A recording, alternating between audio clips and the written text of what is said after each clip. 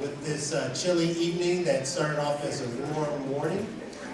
We appreciate you making your way out. One of the great things is that we are a great and loving and exciting community that cares about our children. And I appreciate all of you that are here to share with your input, to learn about what's going on, because this community is all about getting better and doing better and to empower our young people and our children. And so we're going to take a few moments to hear about what's going on. We're going to hear from our superintendent, who's had some achievements this past year, some things that I am very excited about that I haven't seen in quite a few years. And so these things are affecting not only our kids right now, but for the future of our children and for even those who are wanting to come into Whitehall because of the improvements. But we don't want to stop there. We want to keep getting better and better. And so we need your help and your improvement. So we're going to learn some things tonight. And I want to start off by introducing our superintendent, Dr. Cherie Wells.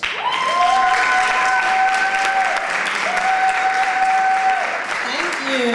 Good evening, everyone, and thank you so much for being here. Before I get started, I definitely have to give a few special thanks to some very important people who get this work going every single day. And that, first and foremost, is our Board of Education, strong community members in our community. If you are here, board members, please stand and be recognized.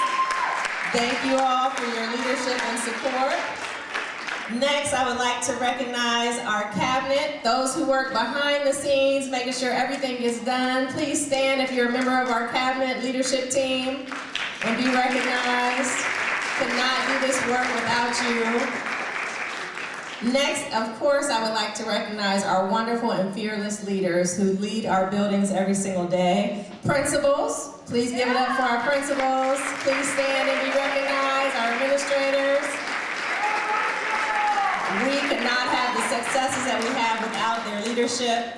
And next, I would like to recognize our students who are in the room who are also participating, and of course, we could not be where we are without their daily participation and everything that they've done. So please give it up for our students and our families. We could not be here without you. City of Whitehall. This is a strong and beautiful community, and one of the things, I've been several different places, and what I can honestly say is that the partnership and collaboration that we have with the City of Whitehall is absolutely amazing. And I do want to recognize our city officials who are in the room. Chief Crispin, thank you so much for being here. Are there any other city officials who are here? Mayor Bivens, hello, thank you, please stand and be recognized. Mayor Bivens has been a huge support to our district, and if you have not seen, he's been everywhere. Almost every event that we have in the school system, he has been a strong supporter and a part of, and will be a part of our Black History Month program tomorrow. So just thank you for your leadership and support. Again, we could not do this work without our city partnership. And I also want to recognize our Whitehall Education Foundation and our Alumni Association. If you're an alumni member or part member of Whitehall Education Foundation, please also wave and stand and be recognized. Thank you. We are truly an example of it takes a village to raise a child. And so next, I also want to recognize our community partners. Every single success that we have also comes by way of the tremendous support that we get from our community partners. And these are just some of those who are meeting with us on a regular basis and making an extreme investment in resources. There are several others that are not listed here. But if you represent a community partner and have invested with us for any reason, please also stand and be recognized. I want to thank you for your partnership and support.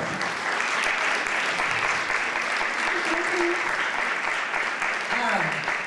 And without further ado, why are we here tonight? We have two goals tonight. One is to give you an update on how we're doing as a district. What are our district priorities and how are we progressing with those priorities? And second, and most importantly, we are here to have a community conversation about visioning for our future. And so the goals for today is that when you walk out of here, you have a clear understanding of how our district is performing, and you've had a chance to collaborate and be a part of a conversation about what is next for Whitehall City Schools. I cannot believe that it's been 2 years. January was 2 years that I've been here. And one of the things that I first did was have a conversation and did a listen and learn and talked to a lot of different people about what is needed here, what are our strengths, what are our challenges, and through that process and through looking at our data and being here over time, I developed 6 priorities. We developed 6 priorities for the district. And so tonight I'm going to give you an update on how we're progressing through those priorities, and you can see them listed here. Our first priority was school improvement. One of the first things I heard was, people don't know how awesome we're doing. And part of it is that there's a negative reputation about our district because of performance. So we have to have a concerted effort on ensuring that our students begin to make progress or continue to make progress because foundations were already built that we were able to build upon. So school improvement definitely was a top priority. Early literacy, you'll hear a little bit more about. Really ensuring that there's a foundation for core reading is a priority. Graduation, college and career readiness, financial stability also stood out. At the time, there was a threat of ESSER going away, not quite sure whether we're going to be able to afford some of the progress that we need to make from a financial standpoint, so financial stability was huge. And then already also on top of that was safe and efficient operations and culture and climate. So these were the priorities that stood out, and so I'm going to share updates on each of these. First being school improvement. For school improvement, we decided on 4 major focus areas to be able to move our schools forward. And we developed what we call a commitment plan.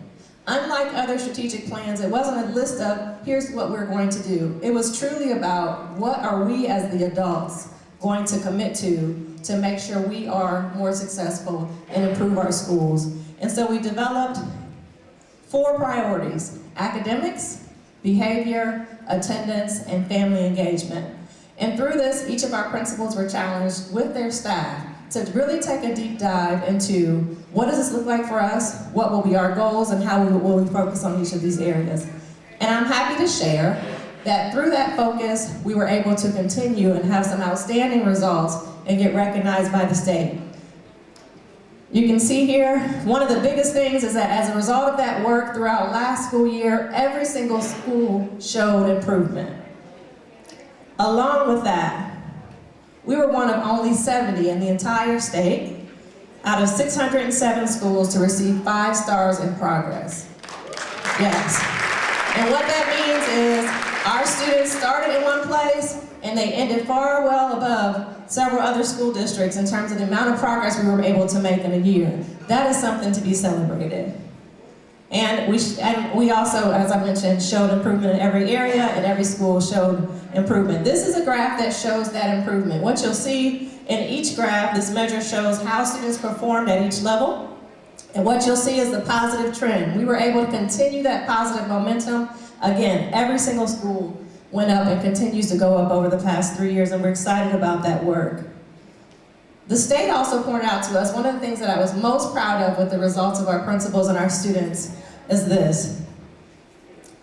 Not only were we getting close to performing just as well as we did prior to COVID, more of our students scored at the advanced level this year past than any other year pre-COVID. Yes.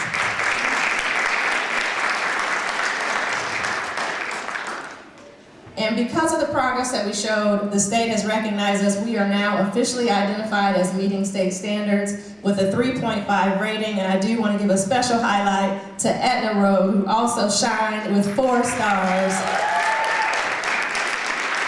which is a measure that says we're exceeding state standards. So super excited about that progress. Now, I am one who's very competitive.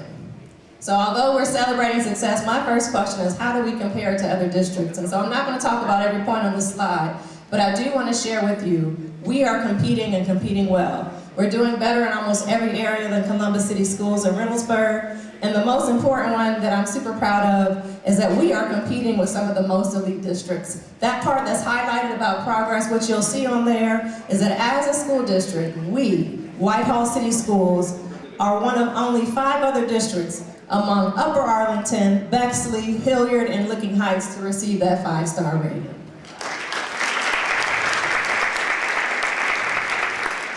And of course, there's Etna, who's outperforming school districts like Groveport, Southwestern, Reynoldsburg, and Westerville. All right, so I talked about the other priority that remains a challenge, and I put it out as a challenge because we need everyone's support with this, and that is early literacy. What this slide shows is that only 13% of our students are coming in ready for kindergarten. That primary measure, although there's several factors, is truly talking about whether students are able to read or not. The graphs underneath there also show that with that deficit in terms of coming in behind, our students continue, even as they advance into older grades, being below grade level. So for the example that's on the slide underneath, 6th grade, for example, are starting out with 4.3, grade level of 4th grade. That is a challenge that we have to continue to overcome, and that we are putting concerted efforts behind. Some of the efforts that we've already begun to put in place is that we're expanding preschool. What we know in our community is that when kids are coming 13% behind, that means we need them, and we need them as soon as possible. And so with that, we have partnered with Head Start and now have 240 slots available for preschool students to start with us early, starting as soon as 3 years old. So we're excited about that expansion. We've also embedded a lot of professional development and coaching around the science of literacy. We have brand new curriculum over the past 2 years that is showing great progress. We've implemented more multi-tiered systems of support, and we're proud to partner with United Way to help us lead our Success by 3rd Grade initiatives to address those non-academic barriers. What we know is that when it comes to kindergarten readiness, that means we have to do more to engage our families, to help them understand how to get their kindergartners ready. So we're really excited about our partnership with United Way to do that. And here's the good news. We are seeing progress. These efforts that I just listed are showing that 81% of our kids are meeting and making progress based on the initiatives and things that we're putting in place right now. What you'll also see, even at our middle school and high school grades, the same thing is happening. We are making progress from fall to winter. Our kids are continuing to move forward. Now, what you'll also see is that the overall percentage of students is not where we want it. We still have great work to do. And this is where we challenge our families to also be engaged. Expect your children to read. Have them watch the news with you. Have them write about it. Have them talk about it. Engage our kids to keep pushing literacy and reading and be a part of our process. All right, graduation. We are excited about the efforts that we put in place for graduation. One of the things that is a personal passion of mine, when I first came, I saw our seniors and they were ready for senior breakfast, and I said, what are your plans for life after high school? And many of the kids didn't have an answer. And so from that moment on, we decided our whole focus is to ensure that every student has a plan for life after high school. And we began to put pieces and parts in place, one of which is Future Focus Day, to help kids understand that you have to have a plan, and there are several choices. Those plans can be what we call the 4 E's: enrollment into college, enlistment into the military, entrepreneurship, or, enlistment, I said enlistment already, I'm sorry, I'm drawing a blank. Thank you, employment, college and career tech, employment into a career tech industry. And so with that, I'm happy to say, under the leadership of our principal, we have seen some tremendous growth already. 97% of the students who were enrolled with us as seniors last year graduated. That last E that I drew a blank on, that employment, 61 students out of our seniors graduated with a career technical, some sort of certification or degree, and graduated being work ready. Yes. And overall, our senior class earned more than $870,000 in scholarships and grants. So a lot of great work has already taken place, and we're excited about that work, and the work continues. And we invite you out Friday, if you want to see that work in action. We have a career fair that we're hosting to continue this work for our young people. All right, now those are the first 3 priorities, and to share the mic and have our Deputy Superintendent come up and talk about the other 3 priorities that he also helps to directly manage. Please help me welcome Mr. Mark Trace. Thank you, Dr. Wells. It's hard to keep up with her. She was up at 4 o'clock trying to decide if we were having school today. And she continues to have so much energy. Well, the good news is, those of you that have ever seen me with a microphone on the stage, I tried to tell Dr. Wells, don't give me the microphone, but she decided to go ahead and give me the microphone. So, the financial stability, here's the good news. The good news is, being that I'm an employee and a resident, it's always good to know that the school district is using your funds properly. And as you can see, with the revenue and expenditures, it's always good to know that you have more money in the bank than you're spending. So that's a good thing, and that's how we started off. But here's the good news also, is that we have some really good people that continue to try to find grants. And if you look at this, with our safety grants and our $1.8 million in educational grants, well over $2 million in grants. So it's amazing some of the things that they're doing here. So congratulations to those. And I know Ryan and Robert had a lot to do with that. Also, the forecast is stable due to the new fair school funding formula. That was something that about 5 years ago, the previous superintendent and treasurer decided to go downtown and talk with Congress to work on a fair formula for districts like us. And I'm happy to say that it has changed drastically in our favor. So that is one reason why we are financially stable. Whitehall's strong. The reason why we're strong is we're diverse and we work together. If you look here, we have about 18% of our students are students with disability. We have the largest population of Hispanic students in the district, or in Central Ohio. That's including Columbus. Nearly 19% of our students are learning English, and their families speak 24 different languages. Our enrollment, as you can see on the bottom right there, our enrollment has gone up right around 139 students. And with the projects, the projected development in the city and our progress in the school district, we would anticipate that these numbers will continue to rise. And this is a significant factor that we begin to consider as we plan for the future and possibly new expansions or actually new buildings. As everyone knows, we graciously were granted the opportunity to have 5 brand new buildings by the community. And as we consider expansion, we are beginning to take a hard look at our facilities, as you can see. As the slides show, although newer, our buildings are aging. They're in great shape on the outside, but they do have some issues on the inside that we're addressing. I'm happy to share that we're trying to offset some of the costs with anticipated costs of expansion with looking at more efficient lighting and updating our HVAC system and putting a better system in place to manage and increase our revenue for our facility rentals. But our number one priority continues to be the safety of our students. And over the last 2 years, these are some of the things that we've actually incorporated, which would be increasing from 2 to 3 school resource officers, the FUSIS partnership with the Whitehall Police Department, which gives them the opportunity to connect into our camera systems inside the building and outside the building. So that's pretty cool. Also, by the end of this year, I think that's wrong, by the beginning of next year, we will have a complete upgrade to our camera system, which we're very proud of that. Also, we've implemented in 4 of our 5 buildings health labs that will help with students' wellness. Our PALS program, which is a partnership with the YMCA, which is an alternative to suspension and expulsions. Our CHAMPS program, which is a professional development for our staff, which sets behavioral expectations in the classroom.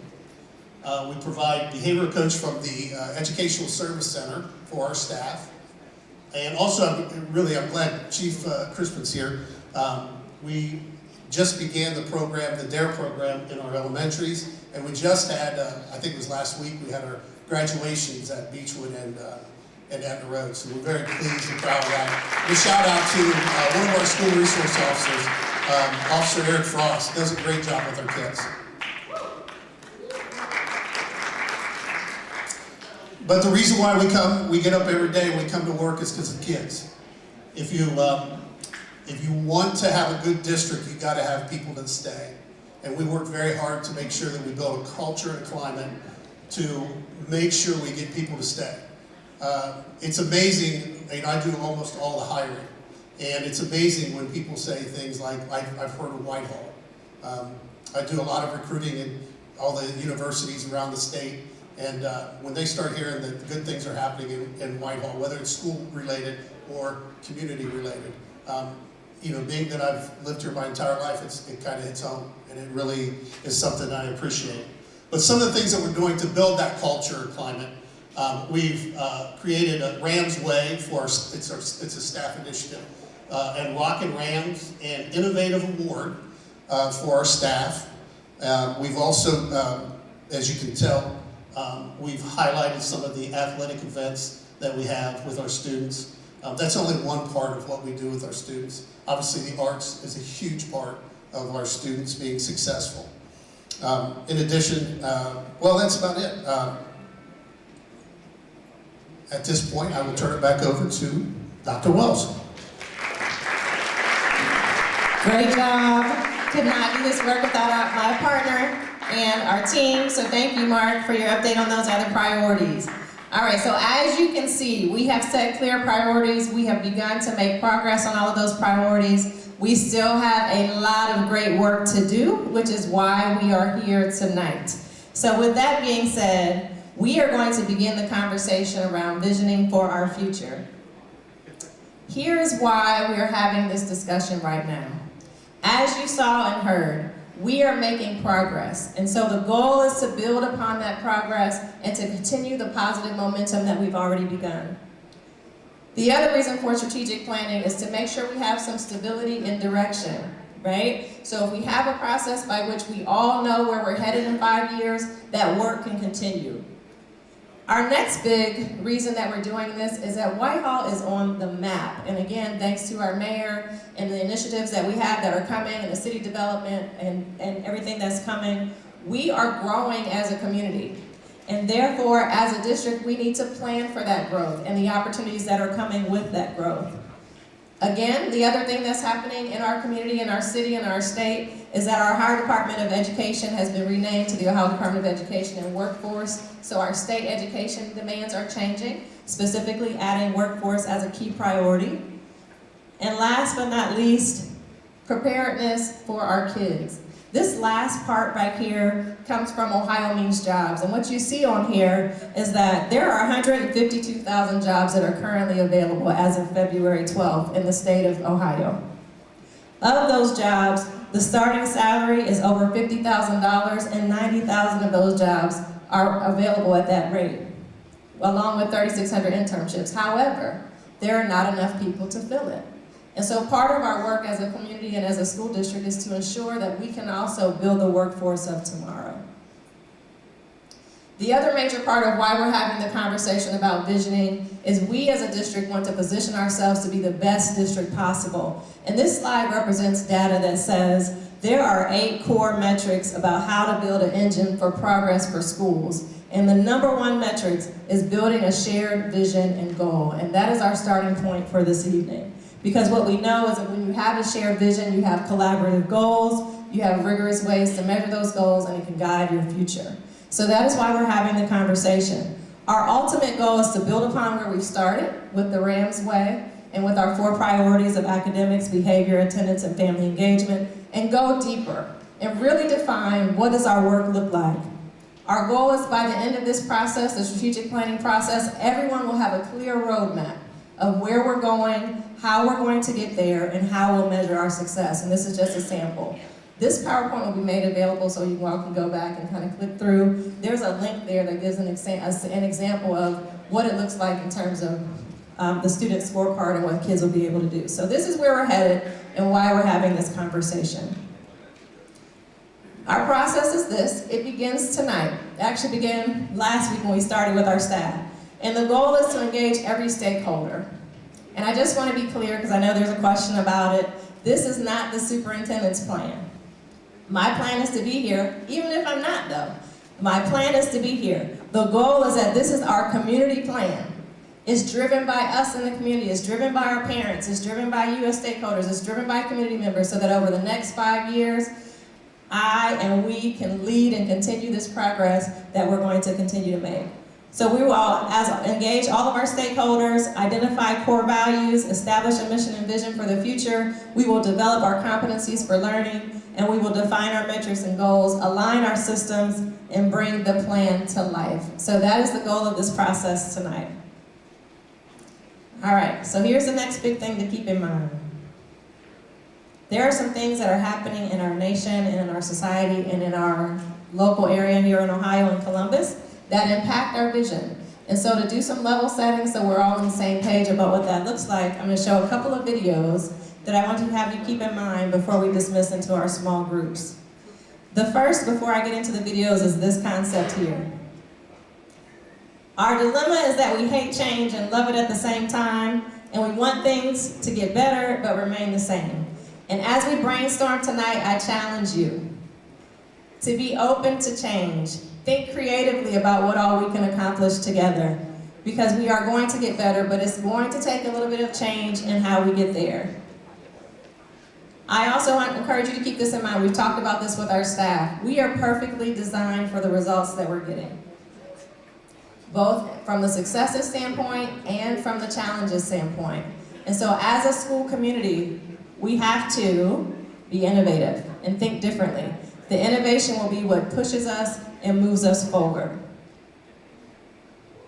All right, so in terms of what's happening around us for us all to keep in mind, have you heard of a little company called Intel? Yes? I'm going to show you this video to add some context. This video talks about Intel and what's currently happening at Ohio State, and it will have an impact on our students as well. And we are keeping our eye on Intel here on Waco C-Bus. We've learned in anticipation of Intel's arrival, The Ohio State University is now training the future workforce. Maybe your children, who will produce these semiconductor chips, will be educated there. 10 TV reporter Kevin Landers is now live with some of the lesson plans that some of these future students might be learning. Kevin? Well, good morning. Intel has reported that starting salaries will begin about $135,000 a year, and Ohio State says it will have students ready when that plant opens in late 2025. Now, Intel's $20 billion investment to build 2 fabs is the single largest development in Ohio history. Along for the 7,000 construction jobs it's creating, it will also need 3,000 employees with the goal to hire as many Ohioans as it can. Ohio State is playing a leading role in getting those workers trained by flying students and faculty to Intel sites across the country to see how work is done there. Intel says it will need 10,000 to 20,000 students nationwide to work at all of its plants. Ohio State says it's already working with other states to train as many workers as they can. We've worked with partners in 5 states around the Midwest to build what we call the Midwest Semiconductor Network. This is 31 institutions of higher education, so universities, community colleges, technical schools, to be able to do this at scale. In the 18 months since this was announced, we've created 7 new certificate programs at Ohio State to train students in semiconductor research. In addition, a new minor from our College of Engineering. So we're hand in glove working with them directly and want to be ready for this. OSU says growing the workforce doesn't mean just when kids leave Ohio State. They're also encouraging young kids to get involved in STEM education so they'll have a place at Intel in the future as well. Reporting live on the campus of Ohio State, Kevin Landers, 10 TV News. All right, so Intel is here, is having an impact, and literally wherever I go, whenever we're talking among other superintendents and there's presentations, the question is always about how are you getting your kids ready for what's coming for Intel and other growth and development that's happening around Central Ohio. The other thing that's important for us to consider as we think about our vision is what's happening in Columbus. And the reason why that's important is because we are directly impacted by what happens in Columbus. So here's what we need to know, just to keep this in mind. And we're already experiencing the effects of this. Columbus has grown by 1.5% in land area, but has squeezed 119,000 more people in city limits. Total population has grown from 2010 from 2020 to 2020, and it's growing at a historic pace and continues to grow. And again, we're having this conversation because the things that happen in Columbus also impact us here in Whitehall. We're right there surrounded by and in the midst of it. And as a matter of fact, what is also pointed out that they truly highlight in all the meetings that I go to is Whitehall is actually being spotlighted and focused. We're one of the few communities that has actually grown whose housing rates have also been one that people are driving to and wanting to come to and be a part of. The other thing that's interesting in terms of what's happening is in Columbus area, we have grown at a higher rate than any other area in the United States. Columbus is growing and pushing evolution forward. Along with that, diversity is continuing to increase across the area, and the number, and we see this in our community as well, the number of foreign-born newcomers to our community is continuing to grow. This last one is also one that's exceptionally interesting. It's also prompting our growth here in the city in terms of the development of housing. 2010, for every 100 families, there were 107 houses available. It's projected by 2030 that it'll be much less than that. And for every 100 families, there'll only be 96 houses available. And kudos to our mayor for already thinking about that and continuing to develop housing. It's happening again all over in terms of trying to create a space where people can come and live and have a place to stay so we're not overcrowded. So lots of things going on that are impacting us that we need to be thoughtful of and plan for. The other big thing that's coming is AI. How many of you guys heard about AI, artificial intelligence? Anytime you say, hey Google, hey Alexa, hey Siri, that's part of it, but it's going even faster in terms of its abilities. I'm showing this video to also show you what's happening in other school districts relative to AI and technology for us to also keep in mind as we vision. Right now is the emergence of artificial intelligence and its use in schools. It's creating opportunities, risks, and questions about its impact on creativity and critical thinking. While some schools are banning the use of AI in classrooms altogether, one school district in Gwinnett County, Georgia, went all in, launching a curriculum that brings the technology into the classroom starting in kindergarten. Christina Buffini has more, and Christina is here. She joins us right now. Hey, Christina, what's up? What do you got for us? Good morning. So this approach to tech goes way beyond the usual stuff like computer science and robotics class. Teachers and students are embracing artificial intelligence in nearly every subject, from English to art class. Now, so far, the machines seem to be winning over students, parents, and teachers, that is, but there's still a lot to learn. We went back to school in Beaufort, Georgia. At Patrick Elementary, about an hour outside Atlanta, these first graders are programming Legos. Today we're going to look at this AI thinking skill, creative problem solving. More than just blocks, they're building familiarity with technology. So you're building a sequence of things you wanted to do? Yeah. Part of a pilot public school program trying to prepare students for the challenges and opportunities that come along with the rise of AI. Do you know what AI stands for? Yeah. What does it stand for? It stands for robotics. Close enough. It stands for artificial Intelligence. They may not know what it stands for, but they already know how to use it. You just need to press this. Okay. Oh, wow. During our visit, 6-year-old Olivia went beyond the lesson and figured out how to program the sensor to respond to different colors. Do you like coding? Yeah. What do you like about it? I like that we could build stuff and we can do stuff that we haven't done before. It's something Gwinnett County schools hadn't done before either. About 5 years ago, school administrators decided to use some of their regular annual funding to develop an AI-driven syllabus. First at a new high school, then expanding to a middle and 3 elementary schools. Is this a gimmick? Why is there AI in these schools? You know, AI is such a popular buzzword right now, but we've actually been doing this for a couple of years. Sally Holloway is the director of AI and computer science for the district. For us, it's thinking about what do our kids need to know and do to be ready for their future. So we're not always messing with a robot, but what we are doing is teaching them how to think and solve problems with these tools. Sometimes, however, they are messing with robots. Some people code it, some people help design, come up with ideas. We all just work together as a team. At Seckinger High, social studies teacher Scott Gaffney is incorporating the technology in less obvious ways. Can AI help us develop a solution? Students asked ChatGPT to analyze years of traffic data, then use the findings to help come up with solutions for safer roads. How would you have done that lesson differently 5-10 years ago without this technology? That would have taken probably about 4 or 5 days. The way that these kids think, they process information so fast. So if we can give them something challenging, real time, they are very engaged with it. And by all estimates, machine learning is something these kids will have to continue to engage with once they enter the workforce. One study estimates 10% of the jobs created by the year 2030 will be in previously unknown fields, and most will see at least some level of automation. Were you influenced by AI? Down the hall in art class, students were asked to draw a sketch, then enter a description of it into an AI image generator. Overall, it didn't really help with what I wanted or what I was looking for. Debating if these computer-created works inspired them to change their original design. Using AI sometimes helps me.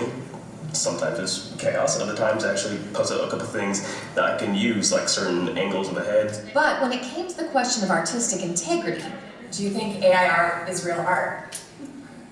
Nobody?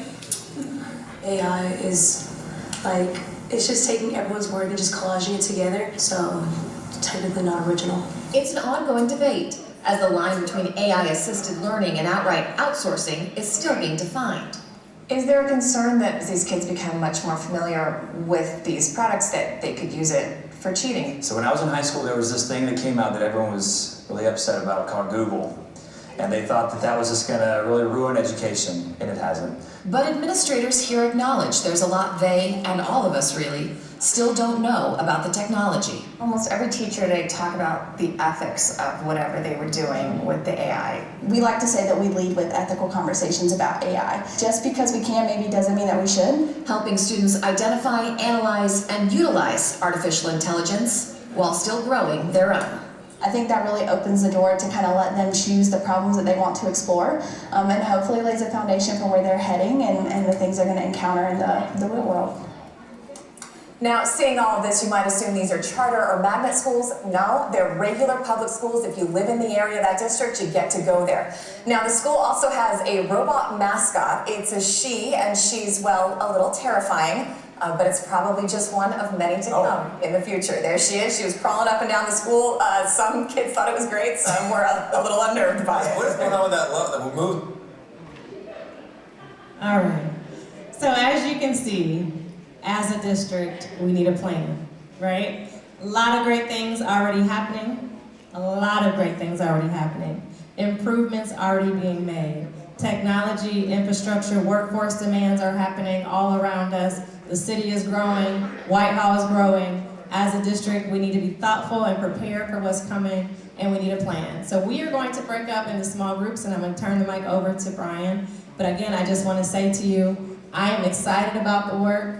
I'm proud of the work. I have not applied to go anywhere else because I love this city. I think there's great work ahead. I thank you for being here and being a part of this conversation. Tonight, we are beginning the stages of truly visioning our future. And so for that, I truly thank you. And next, I have Brian Seymour, my Assistant Superintendent of Academics and Innovation, who's going to talk about our next steps. Good evening, everybody. Thank you, Dr. Wells and Mr. Trace, for really giving us some ideas to think about with the now and into the future for Whitehall. But now it is your turn. Your turn to do the talking and your turn to give us input. In a minute, we'll walk up to the second floor. All of our administrators are leaving to go get their rooms set up, so they're not just leaving because I'm on the stage or anything. I won't take that personally by any means. So in a minute, we'll walk up to the second floor for our small group sessions. We will have our students who are also leaving out to go to their stations to help us along the way, because it does turn into a little bit of a maze back here in the back of the building. Each of you should have received a colored card as you walked in. If you did not receive a colored card, the guys at the doors will be able to give you one as you walk out. This has your room number on it. That is the room that you're going to be going to for this small group session. On your way, we will pass the cafeteria, and we have boxed dinners for everybody, so please feel free to grab a boxed dinner and take that to the room with you. Once in our room, our principals and administrators will be leading that small group discussion. These sessions will include 8 different questions, and we will have some questions where we will ask you to use your phone and reply in a digital format. We do have some Chromebooks that are available to you if you do not have a phone available for you. And some of the questions we'll ask you to answer using Post-it notes. All 8 of these questions will help us create the foundation of our new strategic plan. We do have a Spanish session, so those of you that need Spanish, we will have that. If you need the assistance of our ASL interpreter, please remain here in the room so that we make sure that we get you to the right room along with our interpreter. If you need elevator access to get up to the second floor, Mrs. Nelson will be down at the bottom of the steps and be able to guide you to the elevator. And as I said, these 8 questions are our first step in the strategic process. Our next steps after today, we will analyze all of the data that's now been provided from our administrators, our teachers, and everybody here today. We will then get additional information from our from surveys for those folks that are not here. Those surveys can be found on the back of your strategic planning handout that you were given. There's some QR codes there. And then after that, we will form some working groups to truly start the process of creating our next strategic plan. So at this time, we're going to ask everybody to go ahead and head up to our second floor classrooms. We're going to go out here and turn to your right, and the students will be around to help you get that. Once again, thank you so much for being here, and thank you for helping us create the next part of our strategic plan.